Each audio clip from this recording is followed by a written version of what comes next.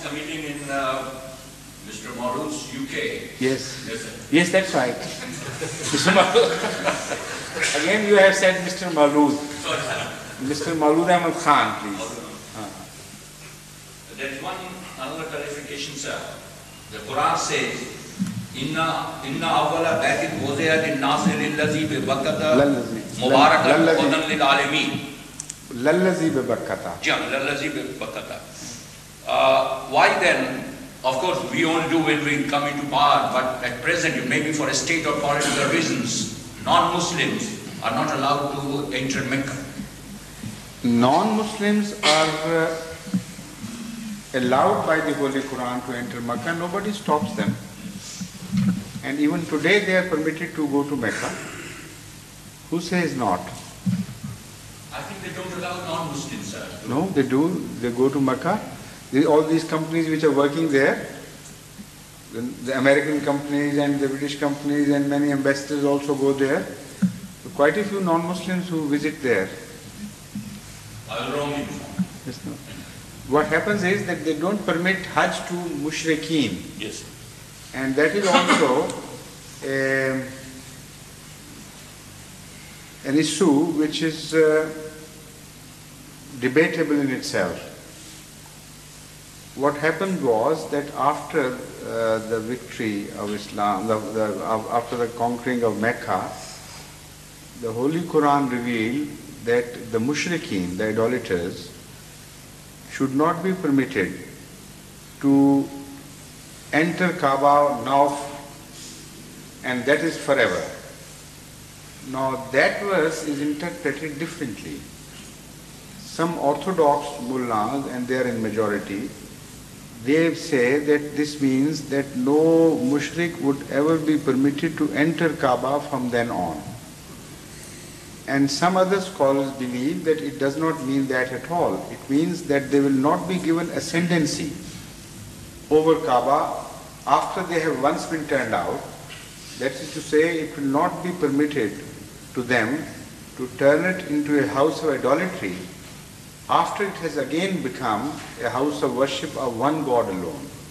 So the mushrikeen from now on will have nothing to do with the affairs of Kaaba. The Arabic text also bears this meaning out and fully supports this.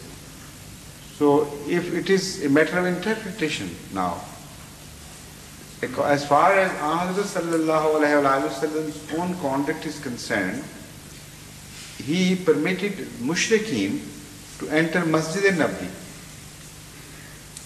And when Sahaba, some of the Sahaba, objected to their entering and said they are najas, that is, they are filthy people, uncouth people, Hazrat sallallahu alayhi wa sallam did not accept it.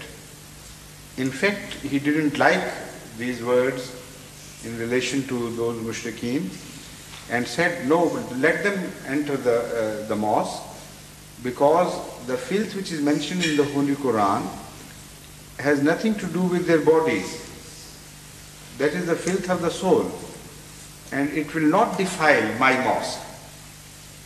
So this was his own magnanimous conduct.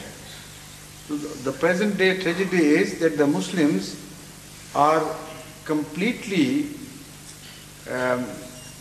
destroying Islam and distorting Islam against the conduct of Muhammad sallallahu alaihi wasallam himself.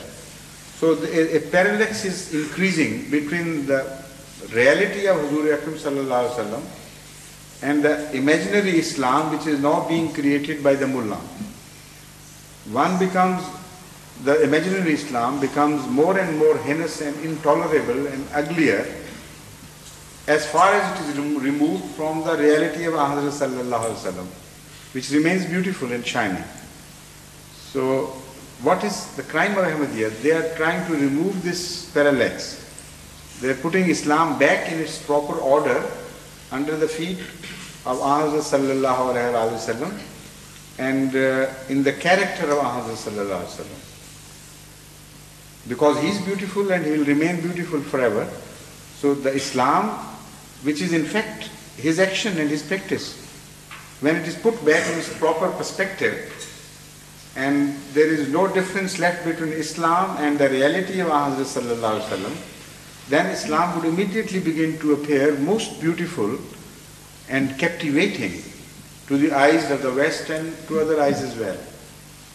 So this is the most unfortunate affair, and this is our crime for which we are being punished by the rest of the Muslims. Why don't we try to make Islam appear beautiful to others? While here we are, and there also which poor things are helpless. They want to identify Islam with their shapes and their characters and their inner thoughts and their actions.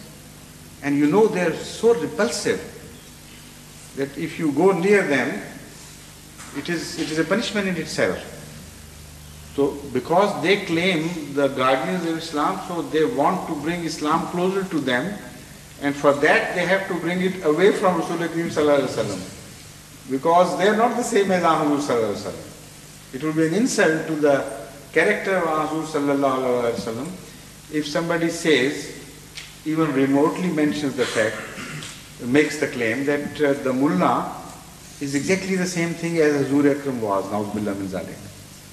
That is the greatest insult that you could imagine to Ahmad. So naturally they drag Islam and say, we are Muslims and this is Islam. And because they are hateful in character, in their thinking, they are narrow-minded and extremely intolerable of everything rational. So Islam also acquires a shape which is their shape. And for that they naturally have to bring it away and snatch it away from the person of Ahmad sallallahu alaihi wasallam. This is what's happening today.